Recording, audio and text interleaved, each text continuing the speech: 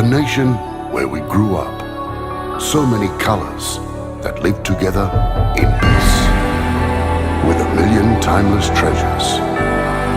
With an abundance of natural wealth. Indonesia is not just wonderful. Indonesia is a wonderland.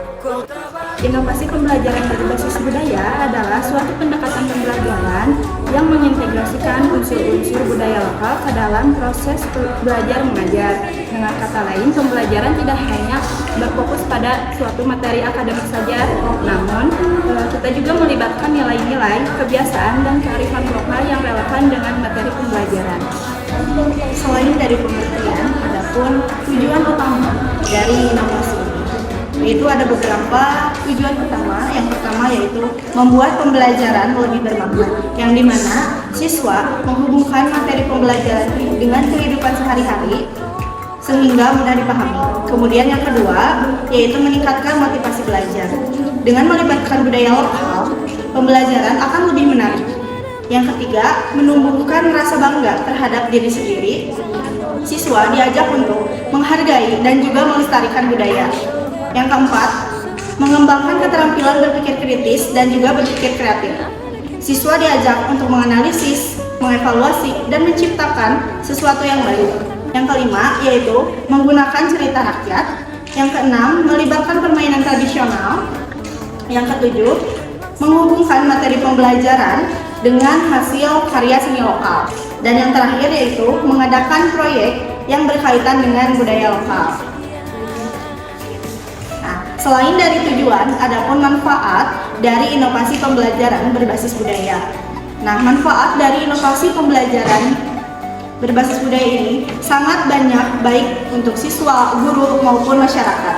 Pembelajaran lebih hidup, relevan, dan juga berdampak positif bagi perkembangan siswa secara holistik. Nah, apakah kalian ingin tahu lebih lanjut tentang penerapan inovasi pembelajaran berbasis budaya di sekolah? Nah, untuk memperluas wawasan kita mengenai inovasi pembelajaran berbasis budaya, mari kita ikuti pembelajaran pada hari ini. Legenda Situ Bagendit.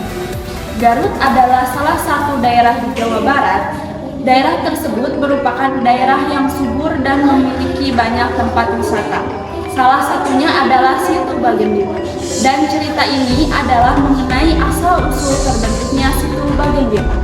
Pada zaman dahulu kala, di sebelah utara kota Garut, ada sebuah desa yang penduduknya kebanyakan adalah petani. Karena tanah di desa itu sangat subur dan tidak pernah kekurangan air, maka sawah-sawah mereka selalu menghasilkan padi yang berlimpah ruah. Namun, meski begitu, para penduduk di desa itu tetap miskin dan banyak kekurangan. Hari masih sedikit gelap dan embun masih bergayut di dedaunan. Namun para penduduk sudah bergegas menuju sawah mereka. Hari ini adalah hari panen. Mereka menuai padi yang sudah menguning dan menjualnya kepada seorang tengkulak bernama Nyai Endit. Nyai Endit adalah orang terkaya di desa itu. Rumahnya mewah, lumbung padinya sangat luas karena harus cukup menampung padi yang dibelinya. Kemudian seluruh petani dan bukan dengan sukarela, para petani itu menjual hasil panennya kepada Nyai Endit.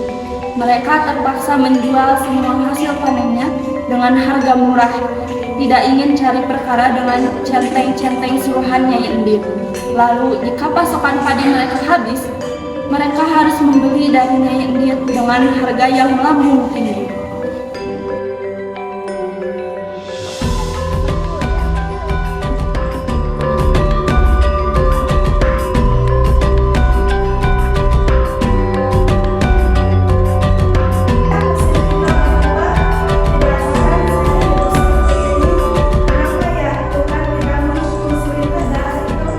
Jangan kenceng-kenceng atuh, nanti ada yang dengar. Kita mah harus sabar, nanti juga akan datang pembalasan yang sedih.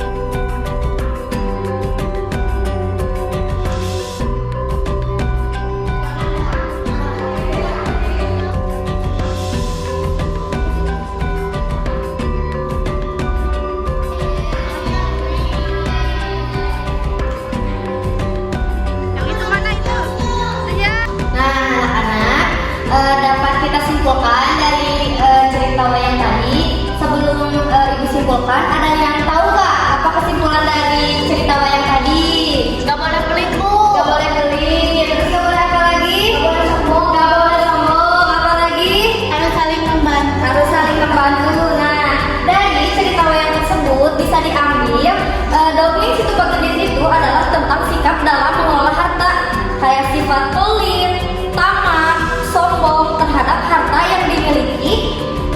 Jadi si Nyi Bagunit itu tidak bisa mengelola hartanya. Nah, dia itu pelit terhadap petani-petani yang akan menjual padinya tersebut. Nah, mungkin segitu ya teman-teman. Jadi kepada anak-anak gak boleh pelit, gak boleh sombong, gak boleh tamak. Oke. Nah, karena sifat sombong, sifat pelit, sifat tamak itu dapat merugikan bahkan membawa musibah bagi seseorang di kemudian hari. Bukan hanya untuk orang lain, tapi untuk kita juga. Mungkin jika jika hukumannya tidak ada di dunia, mungkin hukumannya nanti di akhir. Makanya tidak boleh sombong ya teman-teman ya.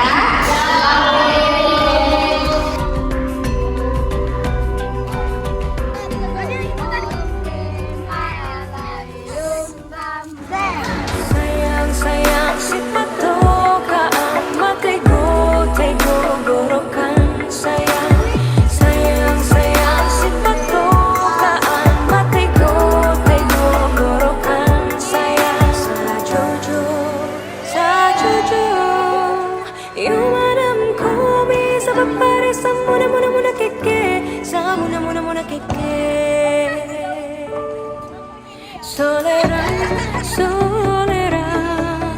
Soleram, anak yang manis, anak manis, janganlah dicium, sayang kalau dicium, merah hatinya. Kawan jauh di mata, kun mangsan sebaku liang, takkan aja kawan nalamu, sangke basuh yang surya.